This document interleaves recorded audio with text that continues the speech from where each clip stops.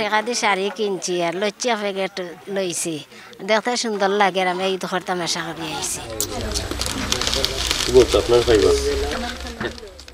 আমরা মূলত 792 SSC 92 বন্ধুরা, কিছু বন্ধুরা আমরা এই উদ্যোগ নিয়েছি। আমরা সমাজের কিছু মানুষ আছে যারা দান বা কারো কাছে সাহায্যের জন্য হাত পাততে পারে না, নিজেদের লোকলজ্জা বলেন যাই বলেন, তো আমরা চাই এরা 1 টাকা দিয়ে কিনে নিক, ওরা 1 টাকা কিনে ওদের ঈদের আনন্দটা উপভোগ করুক।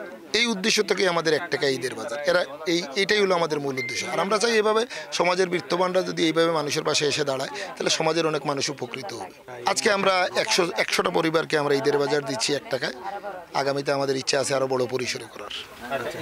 সমাজের আরো যারা বিত্তবান আছে, স্বেচ্ছাসেবী সংগঠন আছে, তাদের প্রতি আপনাদের কি অনুরোধ? আমি সমাজের এই বিত্তবান যারা আছেন বা আরও যারা সামাজিক সংগঠন আছে সবাইকে বলবো, যদি এভাবে যদি আমরা এগিয়ে আসি, তাহলে আমাদের সমাজের মানুষের কষ্ট কিছুটা হলেও লাঘব হবে। ঈদের আনন্দ তাহলে কি সবার মধ্যে একটা ভাগাভাগি? অবশ্যই, তাহলে ঈদের আনন্দটা সবাই ভাগাভাগি করে ঈদ উদযাপনটা করতে পারবে।